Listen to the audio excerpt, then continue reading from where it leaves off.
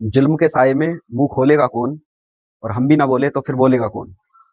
ये पर्यावरण का मुद्दा अरावली से जो जुड़ा हुआ है, इतना प्रज्वलित मुद्दा है ये कि मतलब इसमें वर्तमान में सरकार का रुख है वो ये है कि अगर कोई पर्यावरण के लिए आवाज उठाता है तो उस पर तरह तरह के चार्ज और तरह तरह की एजेंसियां लगाकर उसका मुंह बंद कर दिया जाता है।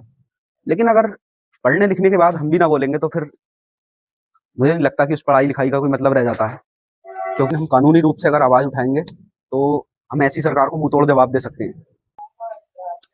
आज का जो हमारा इस वीडियो को बनाने का उद्देश्य है वो सिर्फ इतना है कि एक पर्यावरण का बड़ा गंभीर मुद्दा है जो वर्तमान में चल रहा है। तो अरावली पर्वत का नाम आपने सुना ही होगा, यानी आज से लगभग 57 करोड़ साल पहले लगभग, तो इतना पुराना ये पर्वत बना था।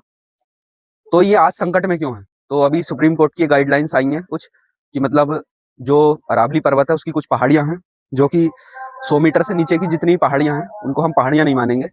और यहाँ पर बात ये नहीं है कि इनको पहाड़ी का दर्जा नहीं दिया जा रहा, बल्कि जब हम इसे पहाड़ी नहीं मानेंगे तो इसकी हम खनन कर सकते हैं, खुदाई कर सकते हैं उसकी। और गंभीर सबसे जो बात है वो ये है कि यहाँ की जो 90% पहाड़ियां हैं वो 100 मीटर से नीचे ही हैं, यानी मात्र 10%, यानी लगभग पूरा अरावली खत्म। तो ये बहुत गंभीर मुद्दा है। देश के जो बड़े बड़े जलवायु वैज्ञानिक हैं या फिर भूगोलवेत्ता हैं वो इस मुद्दे को उठाए हुए हैं और बहुत ही गंभीर मुद्दा, वाकई में आवाज उठाना चाहिए। तो मुझे भी लगा कि इस पे वीडियो उन्हें बनानी चाहिए, चाहे कम लोगों तक ये आवाज पहुंचे, लेकिन चुप रहना ये ठीक नहीं रहेगा इस मुद्दे पे, क्योंकि जो रेगिस्तान की रेत है उसे बहुत हद तक वो रोकती है। तो राजस्थान से लेके और गुजरात, हरियाणा, दिल्ली, और अगर और भी ज्यादा देखें तो ये पहाड़ियां पहले आगे तक भी थी, लेकिन अब वो कुछ नष्ट हो चुकी हैं। अपशिष्ट पर्वत है मतलब ये। तो ऐसे में हमें ये समय की मांग है कि हमें इन अरावली पर्वत की जो पहाड़ियां हैं उनको, पहाड़ियों को जो है बचाना है।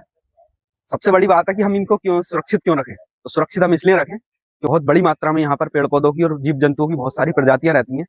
अरावली की 90% चोटियों खत्म होने का मतलब है कि वो सारे जीव जंतु और सारी पहाड़ियों पर रहने वाली जो प्रजातियां हैं वो खत्म। तो ये मुद्दा कोई छोटा मोटा मुद्दा नहीं है देश के लिए। तो इसके लिए हमें आवाज उठानी होगी, तभी ये पहाड़ियां भी बच पाएंगी और हमारा जो इन्वायरमेंट है वो भी बचेगा। वरना एक दिन जैसे आज दिल्ली का हाल है, वही इन 5 जो स्टेट है जहां पर ये पहाड़ियां पड़ती हैं उनका भी यही हाल होगा। तो ऐसा हाल देश का और इन पहाड़ियों का ना हो, तो उसके लिए हमें जागरूक होना होगा और ऐसे मुद्दों पर आवाज उठानी होगी।